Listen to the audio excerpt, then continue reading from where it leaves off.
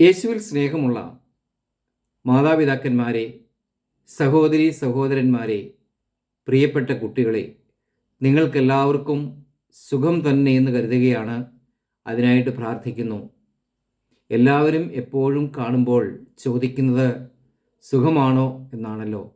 എല്ലാവരും സുഖമായിരിക്കണം എന്നുള്ളതാണ് നമ്മുടെ ആവശ്യകത. അങ്ങനെയുള്ള ഒരു ലോകത്തിൽ ജീവിക്കുക വളരെ സന്തോഷകരമായ ഒരു അനുഭവമാണ്. ഇന്നത്തെ സുവിശേഷ വ്യാഖ്യാനത്തിലേക്ക് നിങ്ങൾക്കെല്ലാവർക്കും ഹൃദ്യമായ സ്വാഗതം. 12 വർഷമായി രക്തസ്രാവമുണ്ടായിരുന്ന ഒരു സ്ത്രീയെയും 12 വയസ്സോളം പ്രായമുള്ള ഒരു മകളെയും സുഖപ്പെടുത്തുന്ന സുവിശേഷ ഭാഗമാണ് ഇന്നത്തെ പ്രതിപാദന വിഷയം. ഈ സുവിശേഷ വ്യാഖ്യാനത്തിലേക്ക് നമുക്ക് കിടക്കാം. ഇതിൻ്റെ അർത്ഥം ഉൾക്കൊള്ളുവാനായി നമുക്ക് പ്രത്യേകം ശ്രദ്ധിക്കാം. ബൈബിളിലുടനീളം 12 എന്ന അക്കത്തിന് വളരെയേറെ മൂല്യം കൽപ്പിച്ചിട്ടുണ്ട്. നമുക്കിപ്പോഴും മനസ്സിലാക്കാൻ സാധിക്കാത്ത, നമ്മളിപ്പോഴും ഗ്രഹിച്ചിട്ടില്ലാത്ത ഏതോ ഒന്ന് ഈ 12 എന്ന അക്കത്തിൽ ഒളിപ്പിച്ചു വച്ചിരിക്കുന്നു. ഇത് ബൈബിളിൽ മാത്രമല്ല, നമ്മുടെ ജീവിതത്തിലുടനീളം അതിൻ്റെ പ്രാധാന്യം അനുനിമിഷം ഓരോ ദിവസവും നമ്മൾ അനുഭവിച്ചുകൊണ്ടിരിക്കുന്നതാണ്. യാക്കോബിന് 12 മക്കൾ, യേശുവിന് 12 ശിഷ്യന്മാർ, 12 കൊട്ട നിറയെ അപ്പക്കഷ്ണങ്ങൾ, 12 നക്ഷത്രങ്ങൾ കൊണ്ടുള്ള കിരീടമണിഞ്ഞ പരിശുദ്ധ കന്യകാമറിയം, അങ്ങനെ ബൈബിളിനുടനീളം 12ഉം അതുമായി ബന്ധപ്പെട്ട മറ്റ് ഗുണിതങ്ങൾക്കും വളരെയേറെ പ്രാധാന്യം കൊടുത്തിരിക്കുന്നു. ഇനി നമ്മുടെ നാട്ടിലേക്ക് വരികയാണെങ്കിൽ 12 വർഷത്തിൽ ഒരിക്കൽ നടക്കുന്ന കുംഭമേള, 12 വർഷത്തിൽ ഒരിക്കൽ പൂക്കുന്ന മൂന്നാർ മലനിരകളിലെ മനോഹരമായ നീലക്കുറിഞ്ഞിപ്പൂക്കൾ, എപ്പോഴും 12ൻ്റെ ഗുണിതത്തിൽ കുറിക്കുന്ന നമ്മുടെ ആയുസ്. നമ്മുടെ ക്ലോക്കിൽ നോക്കിയാൽ 12 സൂചികൾ, 12 മണിക്കൂർ. അതിൻ്റെ മുന്നോട്ടുള്ള ഗമനം അനുസരിച്ചാണ് നമ്മുടെ ജീവിതത്തിലെ എല്ലാ കാര്യങ്ങളും നമ്മൾ ക്രമീകരിച്ചിരിക്കുന്നത് എന്ന് നമുക്കറിയാം. മനുഷ്യൻ്റെ ജീവിതവുമായി ബന്ധപ്പെട്ട എല്ലാ കാര്യങ്ങളും ക്രമീകൃതമാണ് എന്ന് നമുക്കറിയാം. എന്തായിരിക്കും ഈ അക്കത്തിൽ ഇതുപോലെ പ്രാധാന്യം നമ്മുടെ ബൈബിളിലും നമ്മുടെ ജീവിതത്തിലും നമ്മൾ കൽപ്പിക്കുന്നത്?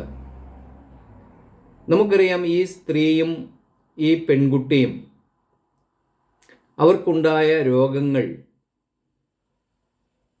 അവരുടെ മനുഷ്യ ഉൽപാദനവുമായി ബന്ധപ്പെട്ട രോഗങ്ങൾ തന്നെയാണ്.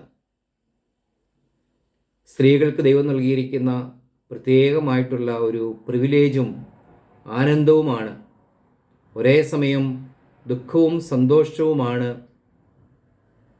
ഗർഭം ധരിച്ച് മക്കളെ പ്രസവിക്കുക എന്നുള്ളത്.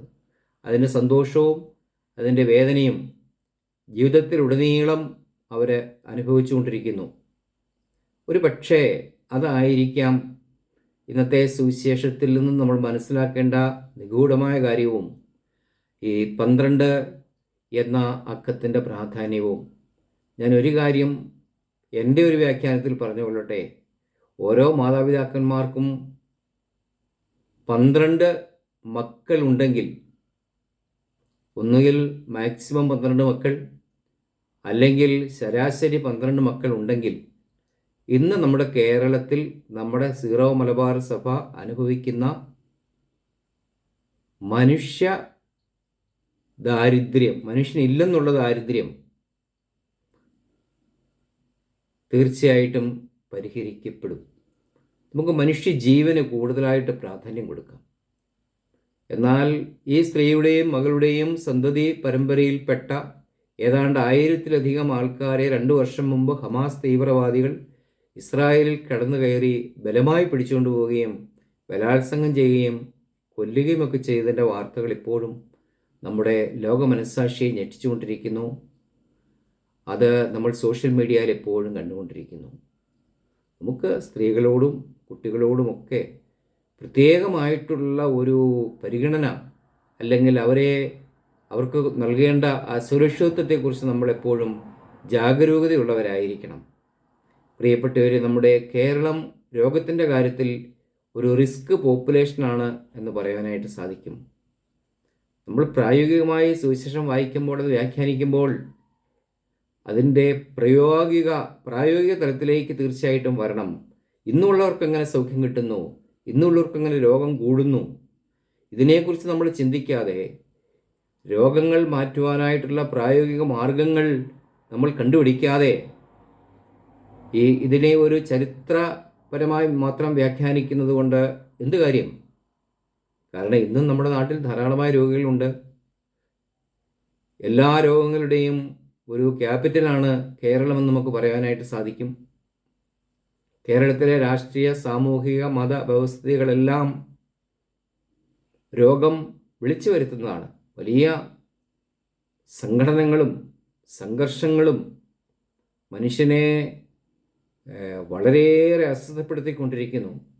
രോഗം വന്നില്ലെങ്കിലേ നമ്മൾ അത്ഭുതപ്പെടേണ്ടതുള്ളൂ. വൈദ്യശാസ്ത്രം, അതായത് ഡോക്ടർമാരും നഴ്സുമാരും ശാസ്ത്രജ്ഞന്മാരും എല്ലാം എപ്പോഴും രോഗത്തിനെതിരെ ഒരു വാർ റൂമിൽ പ്രവർത്തിച്ചുകൊണ്ടിരിക്കുകയാണ് എന്ന് നമുക്കറിയാം. കാരണം ഒരു രോഗം കണ്ടുപിടിച്ച് ചികിത്സിച്ച് സുഖപ്പെടുത്തി കഴിയുമ്പോഴേക്കും വേറെ 1000 പുതിയ രോഗങ്ങൾ തലപൊക്കുന്ന ഒരു കാലഘട്ടത്തിലാണ് നമ്മൾ ജീവിക്കുന്നത്.